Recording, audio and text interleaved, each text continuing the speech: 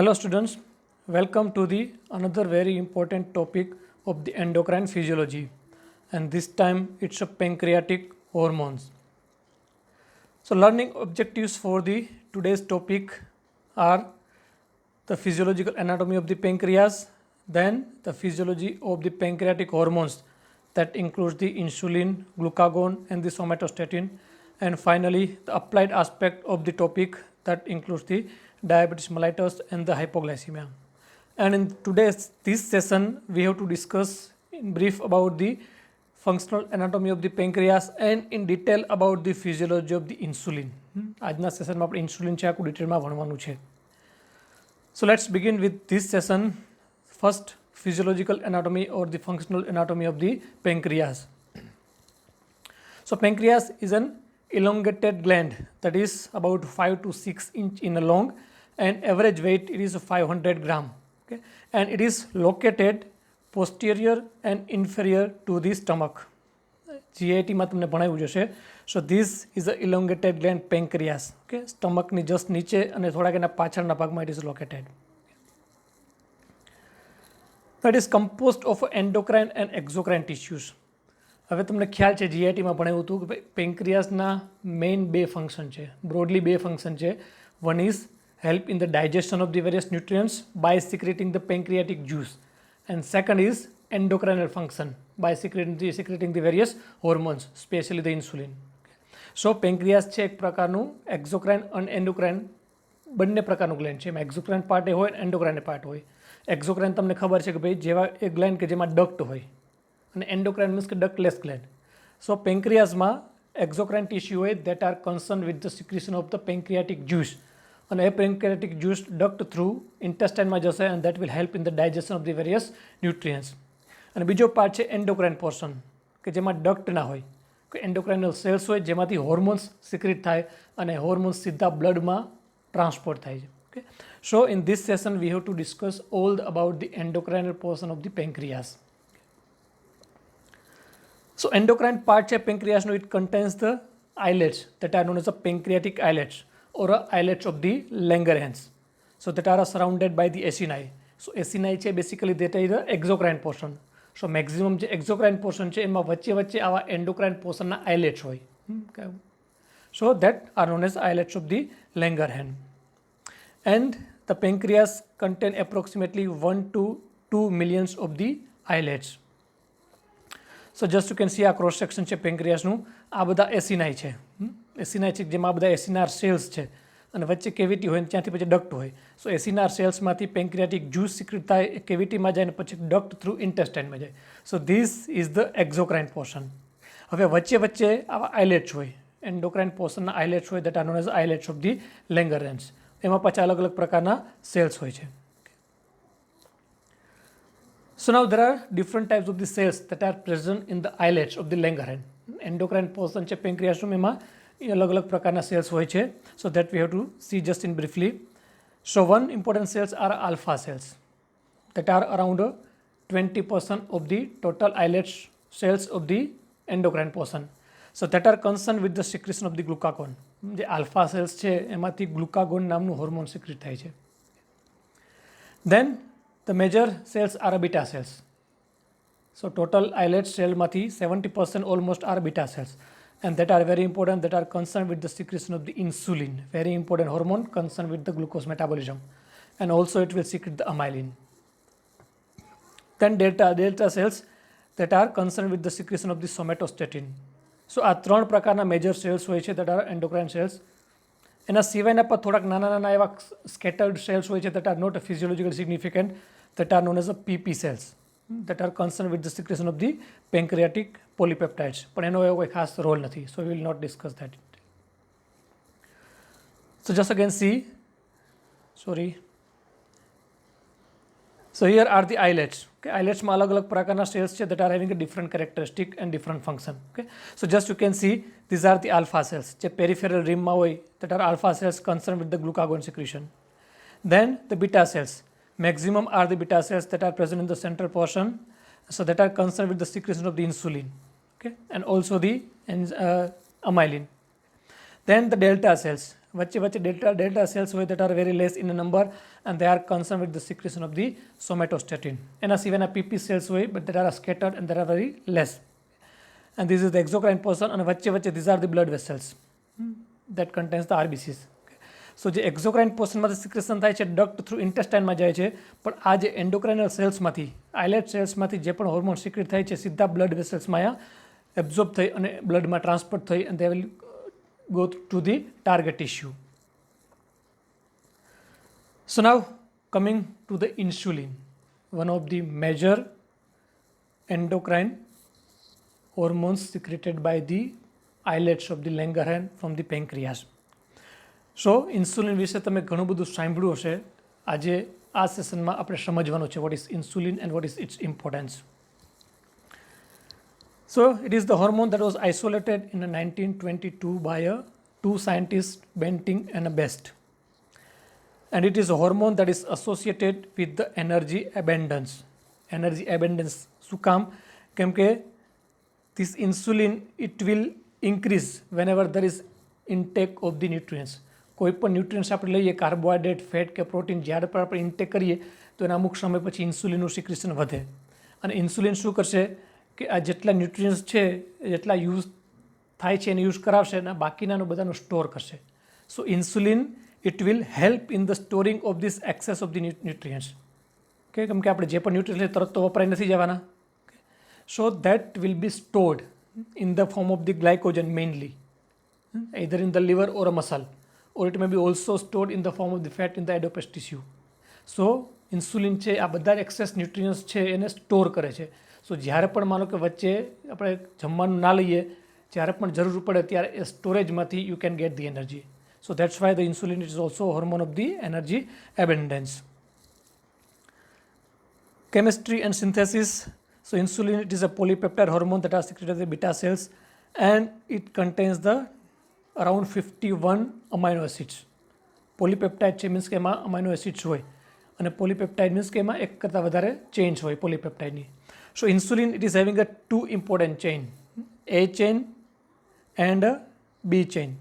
So A chain that is containing around 21 amino acid and a B chain that is containing 30 amino acids, and these two chains are connected by a disulfide bond or a linkage. So this is the structure of the insulin. So insulin precursor છે that is a pro-insulin. એની પહેલાં પણ એક pre-pro hormone હોય કે જે endoplasmic રેટિક્યુલમમાં synthesise થાય. સો this is a pro-insulin કે જેમાં બે ચેન છે, આ A ચેન અને આ B chain. So that are linked by a disulphide bond or a linkage. અને ઇનિશિયલી જ્યારે પ્રિકર્સર સ્ટેજમાં હોય ત્યારે this two chains are a linked via a C chain. ત્રીજી પ્રકારની એક ચેન છે that is non C chain. સો એકબીજાને લિંક હોય. But in the Golgi apparatus this pro insulin will be cleaved. એનું બ્રેકડાઉન થશે અને એમાંથી C ચેન છે એ છૂટી પડશે. Okay, so here you can see this is a in the Golgi apparatus where the insulin A chain અને B chain છે C ચેનમાંથી છૂટા પડી જશે. Okay, so this is a insulin proper, active insulin containing A and B chain linked by a disulfide linkage. Okay. So જેવા આ બંને છૂટા પડશે ગોલ્ગી એપરેટસમાં, so they will be stored in the secretory granules. ગ્રેન્યુલ્સની અંદર store થઈ જશે અને પછી they will be secreted. So clear? So this is the structure and synthesis of the insulin. Now insulin it is secreted in a blood in unbound form. સો આપણે આગળ જોઈએ કે મોસ્ટ ઓફ હોર્મોન્સ છે secret થયા પછી બ્લડમાં છે most of A bound ફોર્મમાં transfer થાય. બાઉન્ડ મીન્સ કે કોઈ પણ પ્રોટીન જોડે, પ્લાઝમા પ્રોટીન તો બીજા કોઈ પ્રોટીન્સ જોડે બાઇન્ડ થઈ અને then they will be transported and they will be reach to the target issue. પણ ઇન્સ્યુલિન છે it is completely in the free form, બ્લડમાં એ કોઈ પણ પ્રોટીન જોડે બાઇન્ડ નથી થતું. સો બિકોઝ ઓફ દેટ એની એક્શન ચેક તો ક્વિક હોય અને ટૂંકી હોય. સો their half life is very less. સો બાકીના હોર્મોનના કમ્પેરિઝનમાં હાઈફ લાઈફ છે ઘણી ઓછી હોય છે, ઇટ ઇઝ અરાઉન્ડ 6 મિનિટ. કેમ કે ફ્રી ફોર્મમાં છે એટલે તરત એક્શન કરીને ઇટ વિલ બી મેટાબોલાઇઝડ અને it will be excreted. So its half life is a very less. So plasma level it is around 10 micro unit પર ml. Then it will increase after having a meal. It will increase 3 to 10 times after having a typical meal. Typical means a heavy meal that contains the carbohydrate specially and also the fat and protein. And the peak will reach after 1 hour of the meal. Then coming to the mechanism of insulin secretion. Insulin beta સેલ્સમાં બને છે. હવે એમાંથી એ બહાર secret કેવી રીતે થાય છે, that is again various steps for that. So આ ફિગરથી તમને ખ્યાલ આવી જશે. So this is a beta cells. માનો કે આ પેન્ક્રિયાસનું બીટા સેલ્સ છે અને this is the cell membrane. Okay, so જે પેન્ક્રિયાસના બીટા સેલ્સ છે that are containing the glucose transporter channels. So this is a GLUT 2. આ ગ્લુકોઝ ટ્રાન્સપોર્ટર છે, એક પ્રકારનો ચેનલ છે કે જે ગ્લુકોઝને પમ્પ કરાવશે અંદર. So this contains a GLUT 2. So whenever there is a absorption of the glucose, directly અને ગ્લુકોઝનું એબ્ઝોર્પ્શન થાય એટલે બ્લડમાં આવે અને પેન્ક્રિયાસમાંથી પાસ થાય. So directly that glucose will be transported into this beta cell through this GLUT2 receptors, and that glucose it will be phosphorylated into glucose 6 phosphate by the enzyme present in this beta cell known as a glucokinase. Then that glucose 6 phosphate phosphorylated glucose it will be oxidized into the ATPs. So there will be increase in the ATP within the beta cells.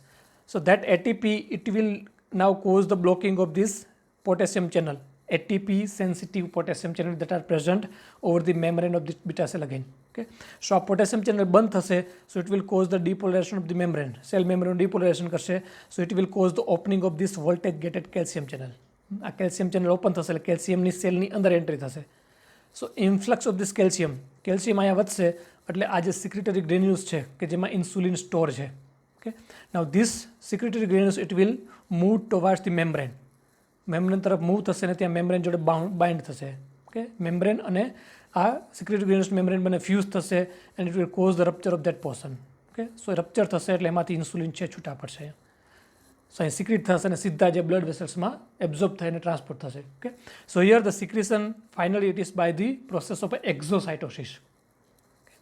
So this in brief about the mechanism of insulin secretion.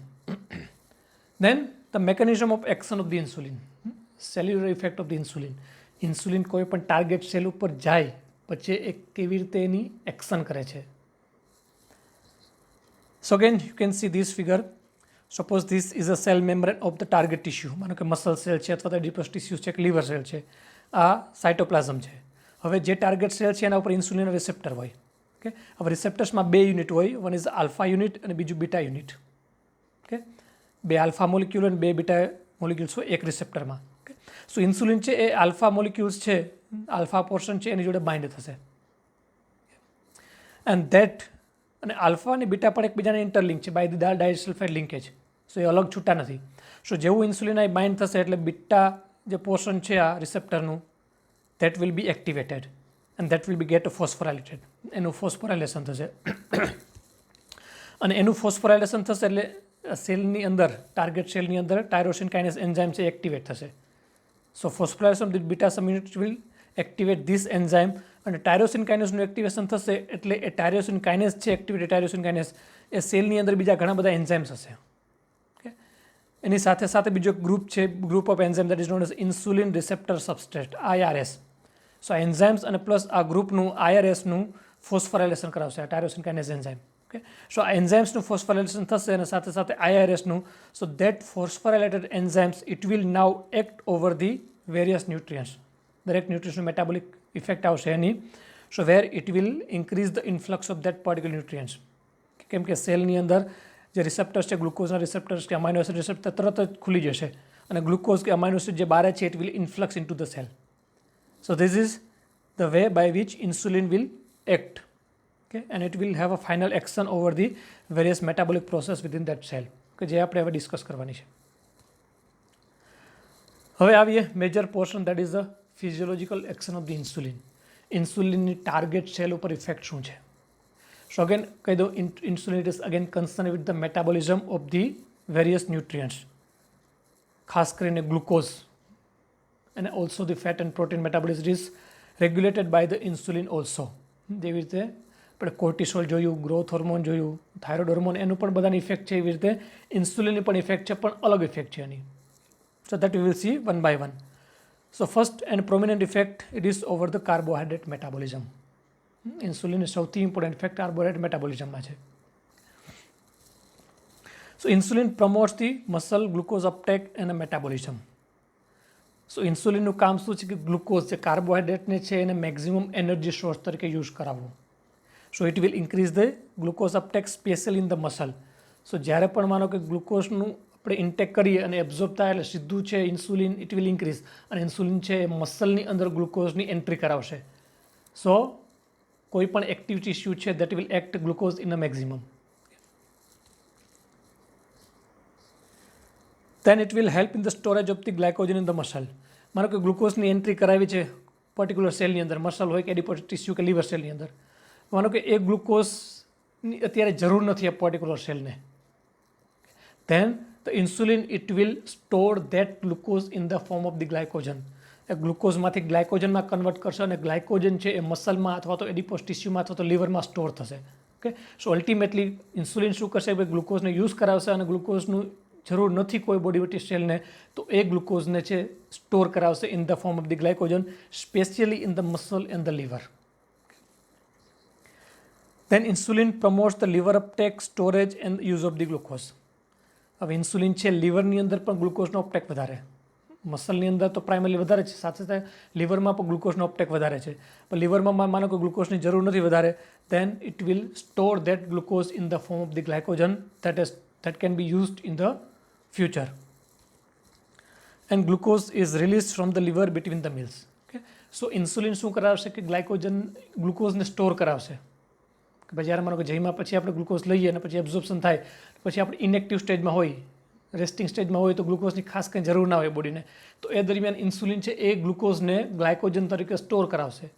પછી વચ્ચે જ્યારે પણ માનો કે વચ્ચે પણ તમારે જમવાનું નથી મળ્યું લાંબો સમય સુધી અને તમારે એનર્જીની જરૂર છે, તો that stored glycogen can be used as a source of the energy, okay, later on. So again see here, so after meal કે જમી આપણે પછી ઇન્સ્યુલિન વધે એટલે ઇન્સ્યુલિન શું કરશે કે જે પણ આપણે ગ્લુકોઝ લીધો છે, કાર્બોહાઈડ્રેટ કે ફેટ કે પ્રોટીન કે એ બધાનું સ્ટોર કરાવશે લીવરની અંદર in the form of the glycogen. કેમ કે જમીને તરત આપણે એટલી બધી એનર્જીની જરૂર ના પડે, સો એક્સેસ ન્યુટ્રિયન્ટ્સ છે ખાસ કરીને ગ્લુકોઝ અને ગ્લાયકોજન તરીકે લીવરમાં સ્ટોર કરાવશે. સો this is the function of the insulin.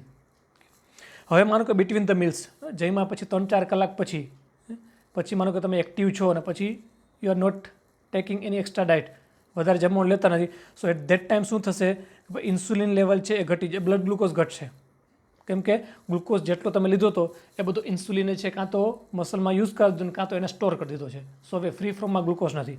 So after few hours of the meal ગ્લુકોઝનું પ્રમાણ ઘટશે બ્લડમાં.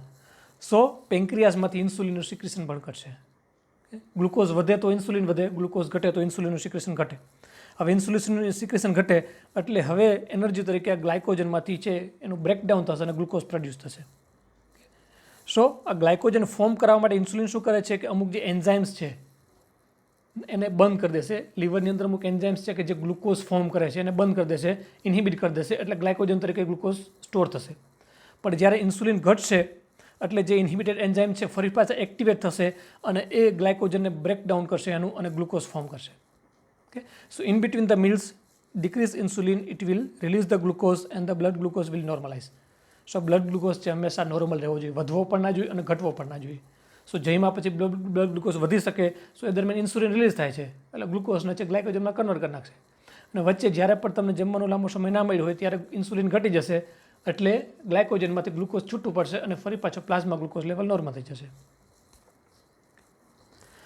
Then insulin promotes the conversion of excess glucose into the fatty acids and inhibit the gluconeogenesis in the liver.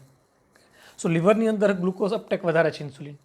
હવે માનો કે liver સેલને ગ્લુકોઝની ખાસ કંઈ જરૂર નથી, તો જે પણ એક્સેસ ગ્લુકોઝ છે એને કાં તો ગ્લાયકોજન તરીકે બનાવશે અને કાં તો એને ફેટી એસિડમાં કન્વર્ટ કરી નાખશે.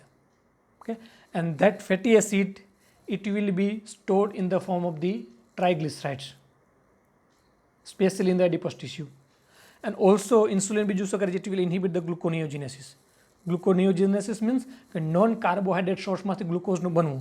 સો ફેટમાંથી અને પ્રોટીનમાંથી જે ગ્લુકોઝ બનતું હતું એ ઇન્હિબિટ કરી નાખશે ઇન્સ્યુલિન, એટલે ફ્રી ગ્લુકોઝ નહીં બને. So in this way again it will prevent the increase in glucose in the blood. Lack of insulin effect on glucose uptake and uses by the brain. હવે insulin ખાસ effect ગ્લુકોઝના રિલેશનમાં કોના ઉપર છે કે મસલ ઉપર, લીવર સેલ ઉપર, એડિપોસ ટીસ્યુ ઉપર. ઓકે, બટ અમુક સેલ્સ એવા છે કે જેના ઉપર ઇન્સ્યુલિનની કોઈ ઇફેક્ટ નથી as far as the glucose uptake is concern. એમાં ખાસ કરીને સેન્ટ્રલ નર્વસ સિસ્ટમ જે ન્યુરોન્સ છે ન્યુરોનલ સેલ બ્રેનની અંદર એ પ્લસ રેટિના છે, ગોનેડલ એપિથેલિયલ સેલ્સ છે, એ બધામાં ઇન્સ્યુલિનની ખાસ ઇફેક્ટ નથી. કે એ બધા સેલ્સ છે એ ઇન્સ્યુલિન એબ્સન્સમાં પણ ગ્લુકોઝ અપટેક કરે છે. કે so they are not dependent on the insulin. સો એના માટે ગ્લુકોઝ લેવલ સતત મેન્ટેન રહેવું જરૂરી છે. કેમ કે ગ્લુકોઝ લેવલ ઘટે તો તરત જ આ બધા સેલ્સ છે એ અફેક્ટ થશે, બ્રેન સેલ્સ છે અફેક્ટ થશે. So they will not get the glucose and they may go into the shock. So insulin છે એ ગ્લુકોઝને મેન્ટેન કરવામાં ઇમ્પોર્ટન્ટ છે. પ્લાઝમા ગ્લુકોઝ સતત મેન્ટેન રાખશે, જેના કારણે આ જે ઇમ્પોર્ટન્ટ ટિશ્યુઝ છે, ખાસ કરીને બ્રેન, એને સતત ગ્લુકોઝ મળતું રહે.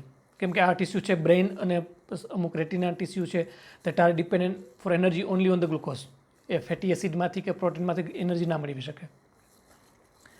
દેન effect on the adipose tissue. So adipose tissue પર ઇફેક્ટ શું છે કે હિયર તો ઇન્સ્યુલિન શું કરે છે કે ભાઈ એક્સ્ટ્રા ગ્લુકોઝ છે અને ફેટી એસિડમાં કન્વર્ટ કરી અને એ ફેટી એસિડને in the form of the triglycerides adipose ટિશ્યુમાં સ્ટોર કરશે. So it will deposit, insulin will help to deposit the excess of the energy in the form of the triglycerides or glycogen in the adipose tissue. ત્યાં એનું deposition કરાવશે. So this the effect on the carbohydrate metabolism. So briefly કાર્બોહાઈડ્રેટમાં effect શું છે કે ગ્લુકોઝને maximum energy તરીકે use કરાવશે અને એક્સેસ ગ્લુકોઝને સ્ટોર કરાવશે. કે એક્સક્રીટ નહીં થવા દે અને સ્ટોર કરાવશે, જે લેટર યુઝ માટે ઉપયોગી થાય. Then the effect on the fat metabolism. So insulin promotes fat synthesis and the storage. Insulin છે ફેટનું સિન્થેસિસ પણ વધારે છે અને એનું સ્ટોરેજ પણ કરે છે. So it is having a lipogenic effect. Okay, lipogenic effect કરશે, unlike that of the cortisol and thyroid hormone કે જે lipolysis કરતા હતા. કે here it will cause the lipogenesis. So insulin function as a fat sparer because it increases the utilization of glucose by most of the body tissue. So insulinનું primary કામ શું છે કે ગ્લુકોઝ અપટેક દરેક ટિશ્યુમાં વધારવો. સો દરેક ટિશ્યુને energy તરીકે પ્રાઇમરીલી ગ્લુકોઝને પ્રમોટ કરશે. સો એ ફેટ ને સ્પેર કરશે. So insulin is also fat sparer hormone. Almost all fatty acid synthesis occurs in the liver cells and then transported by the way of lipoprotein to the adipose tissues to be stored. સો જો કોઈ પણ access nutrients ખાસ કરીને glucose છે તો ગ્લુકોઝમાંથી એ fatty એસિડનું synthesis કરશે લીવરની અંદર, અને એ ફેટી એસિડ્સ છે in the form of the lipoproteins, LDL ખાસ કરીને, ટ્રાઇગ્લિસરાઇડ્સ, it will transported to the adipose tissue અને ત્યાં એ ડિપોઝિટ થશે. સો again the insulin it is increasing the fat in the adipose tissue and that fat can be used later on in the form of the source of energy કે જેમાંથી ફરી પાછું glucose બની શકે જ્યારે પણ જરૂર પડે ત્યારે. Increased fatty acid synthesis in the liver, insulin increase the transport of glucose into the liver cell. Again આપણે આગળ કીધું એ પ્રમાણે કાર્બોહાઈડ્રેટમાં કે ઇન્સ્યુલિન છે એ એક્સેસ કાર્બોહાઈડ્રેટ છે, ગ્લુકોઝ છે, તો એ લીવર સેલની અંદર એમાંથી ફેટી એસિડનું સિન્થેસિસ કરશે અને ફેટી એસિડમાંથી ટ્રાઇગ્લિસરાઇડ બનાવશે અને એ ટ્રાઇગ્લિસરાઇડ છે it will be stored in the adipose tissue specially. Insulin deficiency increases the use of fat for energy. Again insulin છે પ્રાઇમરી ગ્લુકોઝને એનર્જી સોર્સ તરીકે પ્રમોટ કરશે. સો જ્યારે પણ ઇન્સ્યુલિન ડેફિશિયન્સી હોય તો એ ગ્લુકોઝનું સ્ટોરેજ નહીં થાય, એનો યુઝ ખાસ કરીને નહીં થાય મસલમાં અને એડિપોસ ટિશ્યુમાં. So at that time body will increase the use of a fat for the energy. So insulin deficiency causes the lipolysis of storage fat. Insulin ના હોય એટલે જે ફેટ છે એમાંથી ગ્લુકોઝ બનશે, એનું લાઇપોલાઇસિસ થશે, એમાંથી ફેટી એસિડ સિન્થેસિસ થશે. Insulin deficiency increase the plasma cholesterol and the phospholipid concentration also. So excess use of the fat during the insulin lag may produce a ketosis or a acidosis. હવે insulin deficiency હોય એટલે ફેટનો energy તરીકે use થશે એટલે લાઇપોલાઇસિસ continuous થશે. સો એમાંથી energy તો produce થશે પણ સાથે સાથે ઘણા એસિડ્સ, એસિટોએસિડિક એસિડ પણ રિલીઝ થશે કે જેમાંથી ખાસ કરીને બ્યુટારિક એસિડ, બીટા હાઇડ્રોક્સીબ્યુટારિક એસિડ અને બીજું છે acetone, they will be released and they will produce the ketosis or the acidosis. સો એના કારણે જ ડાયાબિટીસમાં ઘણી વખત કોમ્પ્લિકેશન્સ થાય છે જેને આપણે ડાયાબિટીક કીટોએસિડોસિસ કહીએ. કીટોન બોડીઝ છે એકદમ વધી જાય, એસિટોન છે એકદમ વધી જાય. શું કામ કે ઇન્સ્યુલિનની ડેફિશિયન્સીના કારણે ફેટનું જે બ્રેકડાઉન છે વધી ગયું છે અને ફેટનું એક્સેસિવ બ્રેકડાઉન થાય એટલે આ કીટોન બોડીઝ છે એનું ફોર્મેશન થાય and that will lead to this condition.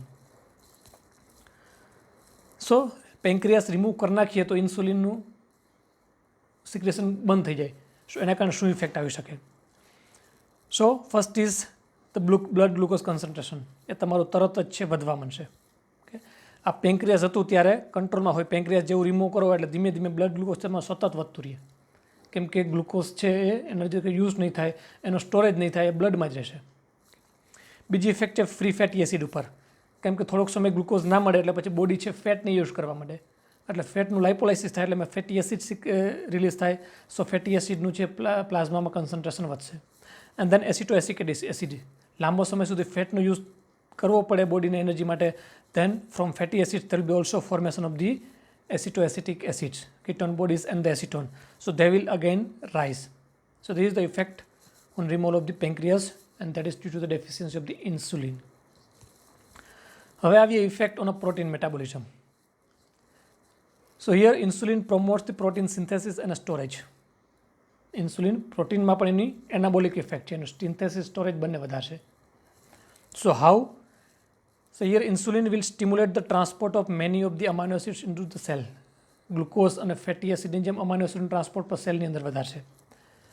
Then it will increase the translation of the messenger RNA, and it will form the new proteins that will help in the various actions in the cell.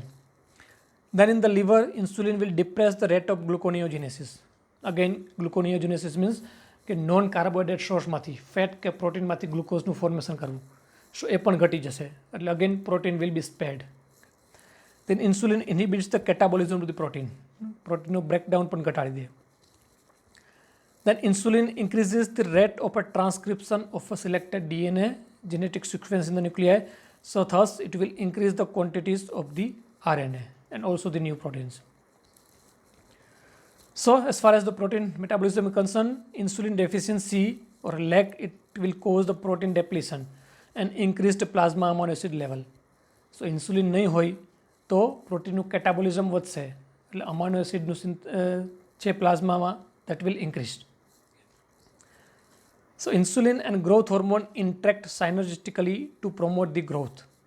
હવે growth હોર્મોનમાં તમને કીધું તો એક factor હોય છે that is known as insulin like a growth factor, સોમેટોમેડિન્સ.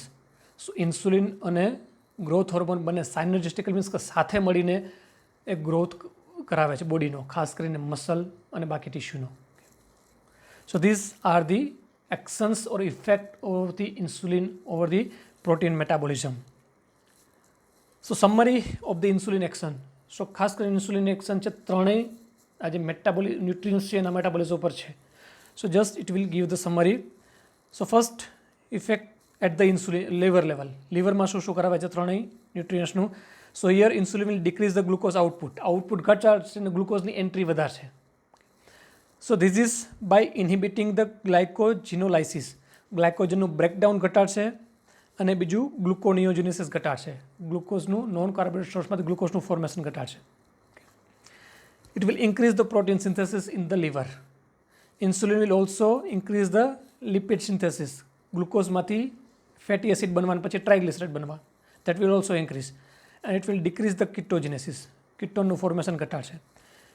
Then another important effect is over the skeletal muscle, જ્યાં again insulin છે એ ગ્લુકોઝની entry વધારશે. Okay, then it will increase the glycogen synthesis. માનો કે ગ્લુકોઝ મસલને જરૂર નથી તો એક્સ્ટ્રા ગ્લુકોઝમાંથી ગ્લાયકોજન ફોર્મ કરશે અને ગ્લાયકોજન છે મસલમાં સ્ટોર થશે.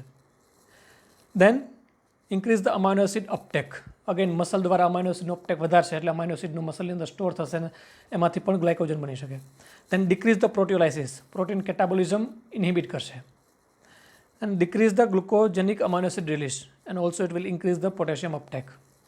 Then adipose ટીસ્યુમાં પણ અગેન ગ્લુકોઝ એન્ટ્રી તો વધારશે ત્યાં. It will also increase the glycerophosphate synthesis. Here it will also inhibit the hormone sensitive lipase enzyme. Then it will also inhibit the lipolysis. Lipogenic effect છે, so lipolysis ને inhibit કરશે. It will promote the this LL, okay, that is the lipoprotein lipase.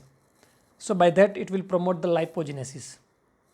So overall effect from this tissue, so ઇન્સ્યુલિનની ખાસ આ ત્રણ organ ઉપર વધારે effect છે. Primary skeletal muscle, પછી liver અને adipose tissue. So ultimately it will, by this action it will decrease the plasma glucose level. Plasma glucose level તરત વધવા નહીં દે.